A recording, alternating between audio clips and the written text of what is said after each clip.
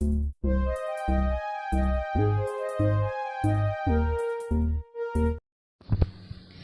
Everyone, welcome back to my channel Babita Sharma online Sanskrit classes.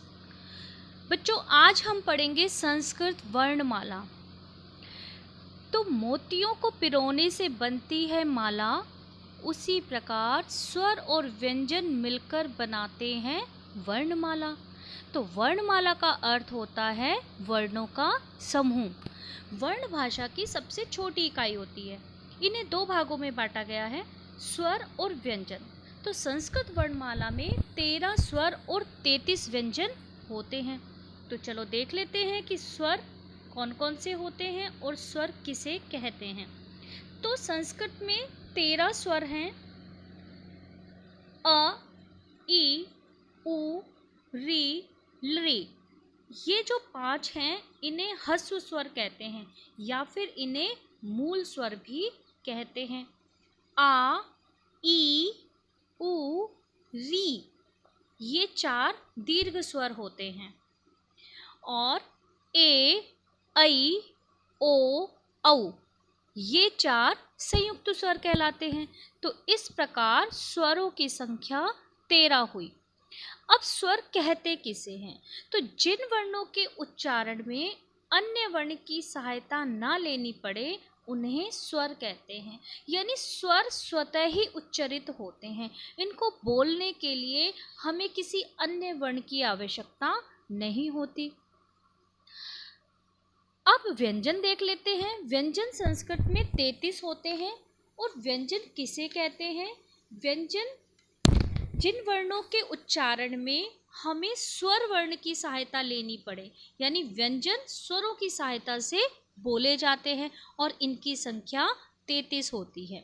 तो एक बार देख लेते हैं। इसमें स्टार्टिंग होती है इसकी वर्ग से। तो इसके अंदर 5 वर्ग होते हैं, कवर्ग, चवर्ग, टवर्ग, तवर्ग और पवर्ग। अब प्रत्येक वर्ग में 5 वर्ण होते हैं। जैसे कवर्ग क, ख, ग, ख, ण। चवर्ग च, छ, ज, झ, ञ। टवर्ग ट, ठ, ड, ढ, ण। तवर्ग त, थ, द, ध, न। और पवर्ग प, फ, ब, भ, म। तो प्रत्येक वर्ग के प्रथम अक्षर पर इन वर्गों का नाम रखा गया है। और 5 वर्ग हैं, प्रत्येक वर्ग में 5 वर्ण हैं। तो इस प्रकार से ये हो गए हमारे 25 वर्ण। इन 25 वर्णों को स्पर्श व्यंजन कहते हैं। अब इन्हें स्पर्श व्यंजन क्यों कहते हैं? क्योंकि जब हम इन वर्णों का उच्चारण करते हैं तो हमारी जिह्वा मुंह के किसी न किसी भाग को स्पर्श करती हुई बाहर निकलती है, इसीलिए इनको स्पर्श व्यंजन कहते हैं। अब आगे देखते हैं। स्पर्श व्यंजन के बाद आते हैं आपके अंतस्थ व्यंजन। अंतस्थ व्यंजन 4 हैं, य, र, ल, व। अब इन्हें अंतस्थ क्यों कहते हैं? तो देखो, ये जो अंतस्थ व्यंजन होते हैं ये बीच के होते हैं, जो न स्वर में आते हैं न व्यंजन में आते हैं, ये बीच में होते हैं, इसलिए इनका नाम अंतस्थ व्यंजन रखा गया है।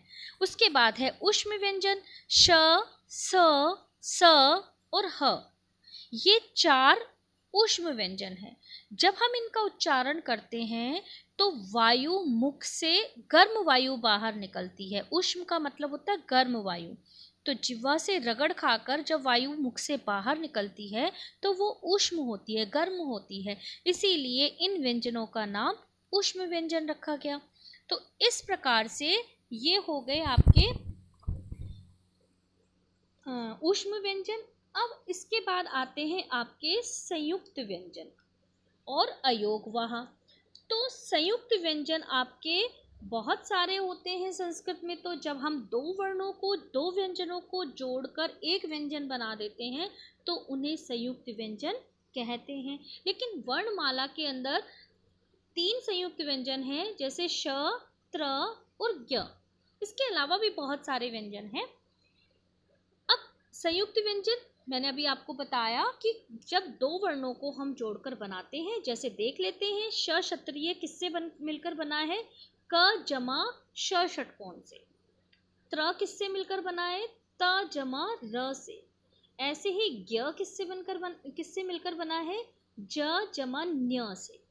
तो इस प्रकार इनके अंदर एक व्यंजन तो पूर्ण है और दूसरा व्यंजन आधा है। तो पहले वाला हलंत होता है और जो बाद वाला है वो पूर्ण व्यंजन होता है। दोनों मिलकर संयुक्त व्यंजन बनाते हैं। अब अयोगवाह देख लेते हैं। तो इसके अंदर संस्कृत में दो अयोगवाह हैं। अब अयोगवाह किसे कहते हैं? जो न स्वर होते हैं न व्यंजन होते हैं, इनका अपना स्वयं का कोई अस्तित्व नहीं होता, यानी स्वतंत्र रूप से इनका प्रयोग नहीं किया जाता भाषा के अंदर। इन्हें किसी न किसी शब्द के साथ प्रयोग किया जाता है। तो ये कौन कौन से होते हैं? एक होता है अनुस्वार और एक होता है विसर्ग। तो अनुस्वार का मतलब जैसे जो ऊपर बिंदी लगी होती है शिरोरेखा के ऊपर, वो अनुस्वार कहलाता है। और ये जो दो बिंदियां होती हैं इन्हें विसर्ग कहते हैं। तो ये हो गए आपके अयोगवाह। उम्मीद है आपको समझ आई होगी वर्णमाला। और आगे इससे आगे का हम वर्णों को संयुक्त व्यंजन और कौन कौन से होते हैं, किस किस से मिलकर संयुक्त व्यंजन बनते हैं, संयुक्त स्वर किस किस से मिलकर बनते हैं, ये सब हम नेक्स्ट वीडियो में देखेंगे। धन्यवाद।